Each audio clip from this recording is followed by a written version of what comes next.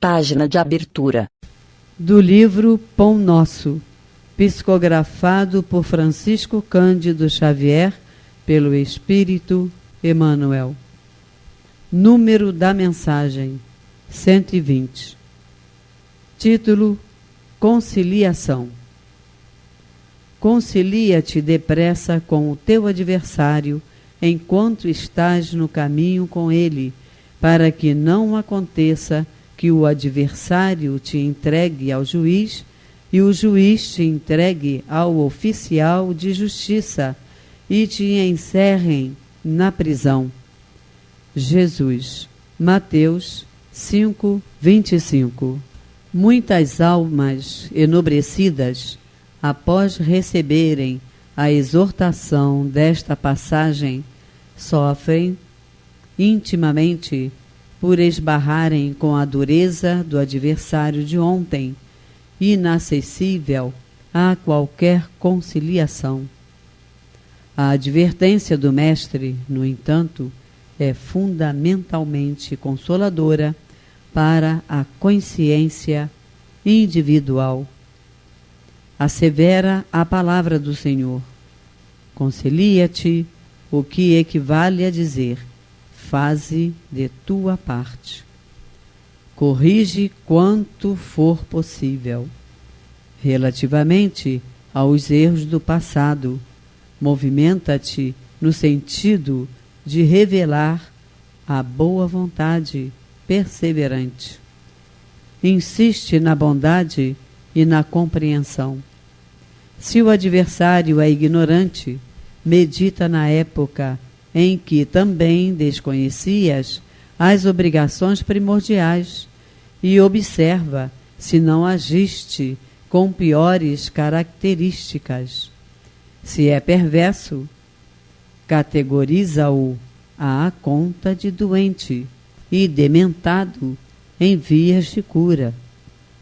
Faze o bem que puderes, enquanto palmilhas os mesmos caminhos, porque se for o inimigo tão implacável que te busque entregar ao juiz, de qualquer modo, terás então igualmente provas e testemunhos a apresentar.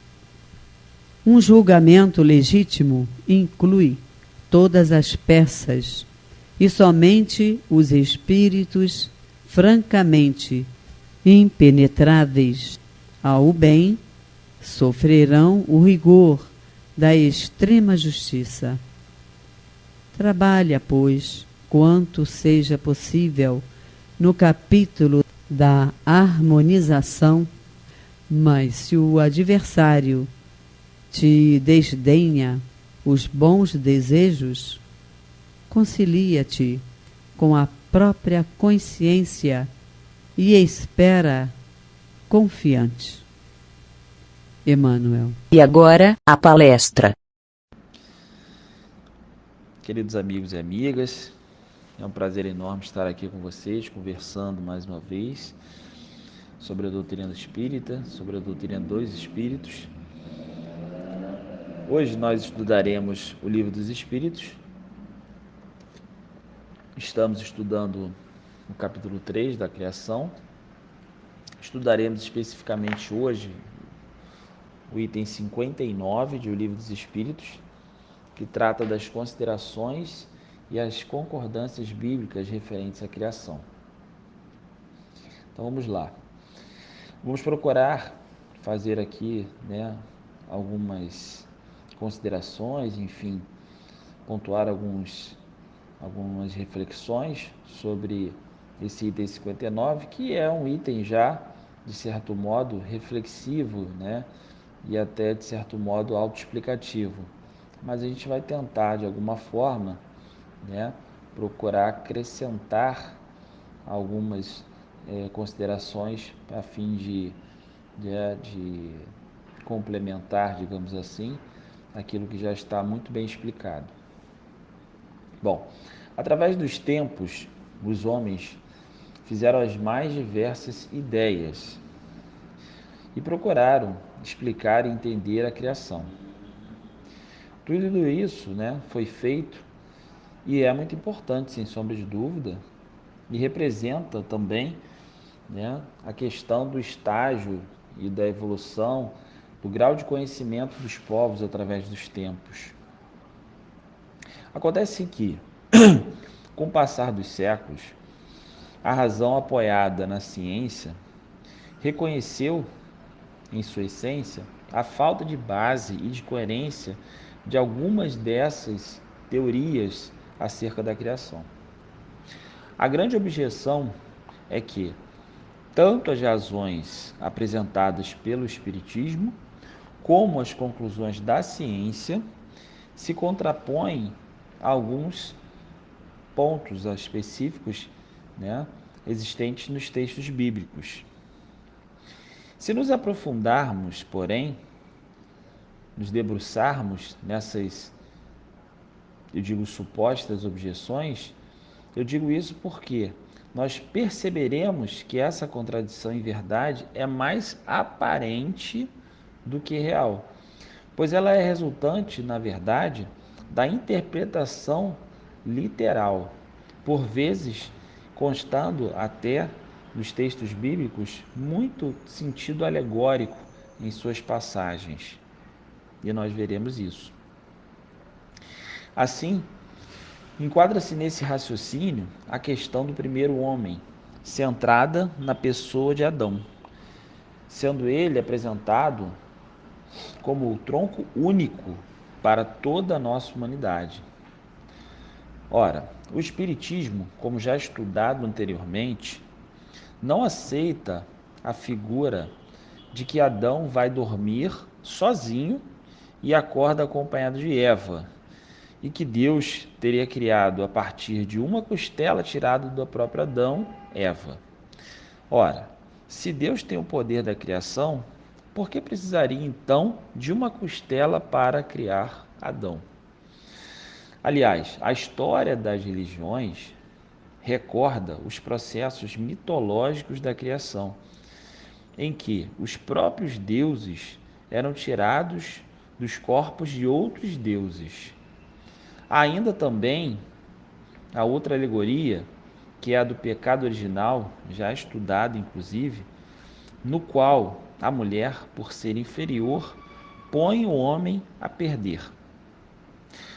Bem, o cristianismo veio modificar esta conceituação típica das sociedades patriarcais de toda a antiguidade, que ao valorizar a mulher, começando pelo nascimento de Jesus do ventre de Maria, o Espiritismo, desenvolvimento natural do cristianismo, completa essa forma de entender ao nos revelar que não tem sexo os espíritos, e encarnam estes nesta ou naquela exteriorização fisiológica de acordo com as suas necessidades evolutivas. Quanto a Adão, admite o Espiritismo que realmente tem existido, personificado nas primeiras idades do mundo, em meio de povos já existentes. A espécie humana não começou nele ou por ele, mas sim pelo encadeamento natural dos povos aqui existentes. Existe então contradição entre a Bíblia e o Espiritismo? Eis a questão. Não. Na verdade, existe apenas a explicação da figura alegórica trazida na Bíblia. E nós percebemos isso quando os Espíritos nos esclarecem bem esse tema, essa questão, na pergunta de número 47 do Livro dos Espíritos. Indaga Kardec aos espíritos superiores: a espécie humana estava entre os elementos orgânicos do globo terrestre? Perguntam os espíritos. Pergunta Kardec, desculpe.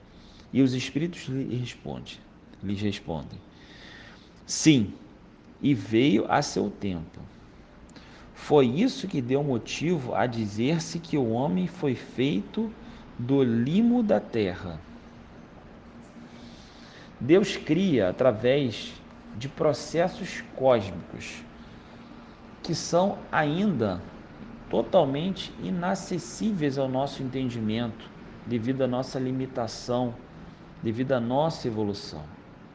Os livros da Bíblia, na verdade, não poderiam tratar tão profundamente do tema da criação do homem, senão de forma alegórica. Esta que é a bem da verdade. Prosseguindo na análise desse tema da criação, temos a questão de que o mundo foi criado em 6 dias e fixa a época dessa criação em cerca de 4.000 anos antes da era cristã.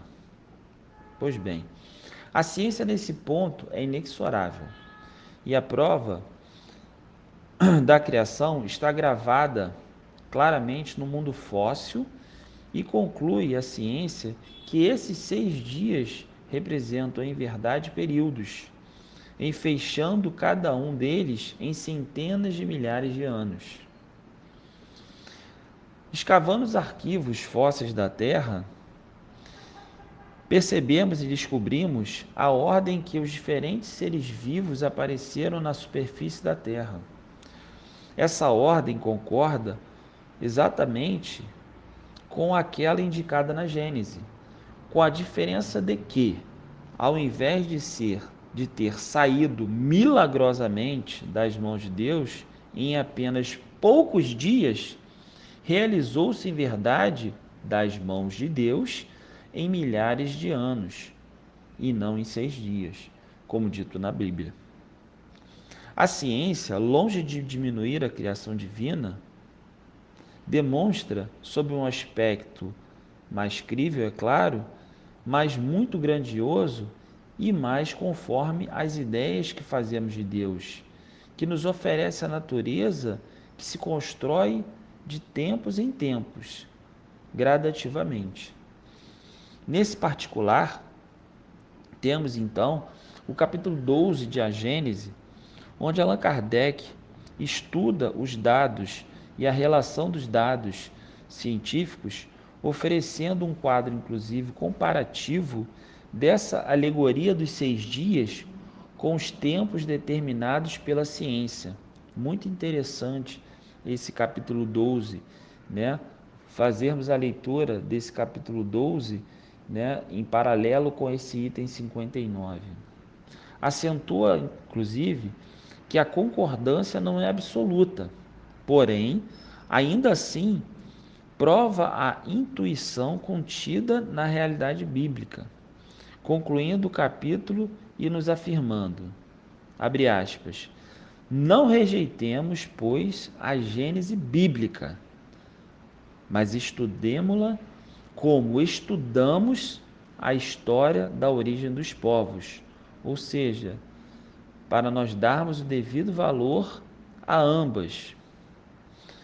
Então, a lenda de Adão e Eva é capítulo mitológico, assim como a lenda grega de Deucalião e Pirra, assim como Heleno foi o primeiro homem para os gregos, Adão foi para os judeus.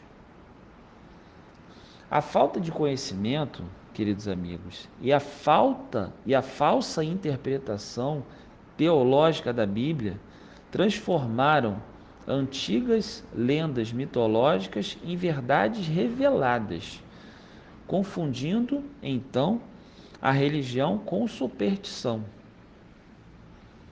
O dia certo da criação na Terra e o momento em que surgiu o homem escapa a qualquer inventiva que deseje oferecer dados exatos e precisos, servindo apenas para a satisfação e o ego da curiosidade humana.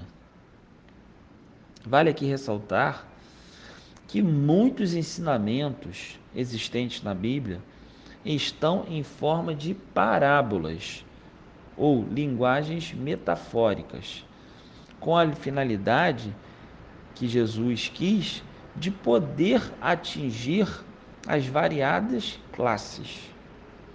Encontramos, então, nesse processo de comunicação utilizado por Jesus, a forma de falar com toda a multidão.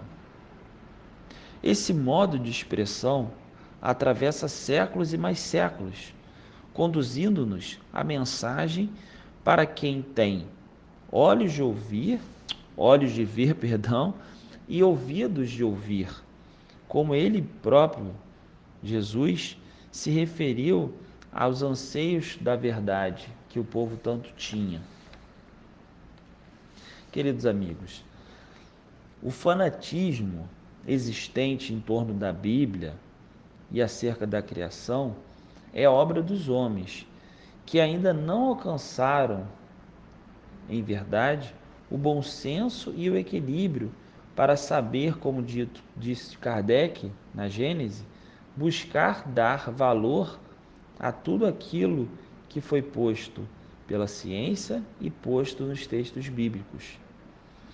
Em resumo, nós não devemos nos preocupar em demasia com o dia exato da criação, na exatidão do seu termo, nem com o momento exato em que foi criado o homem.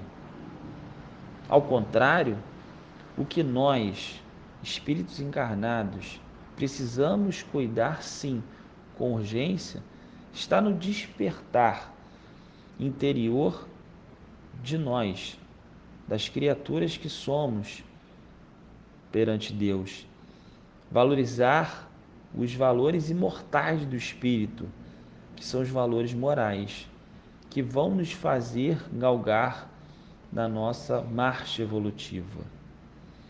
E aqui encerro, sim, queridos amigos, e peço a todos que continuem estudando, se dedicando, e que em breve estaremos juntos novamente na nossa casa de Francisco de Assis, podendo sim estudar com maior proximidade, com maior engajamento até, e também nos abraçar, nos rever. Que Jesus nos abençoe hoje e para todo sempre.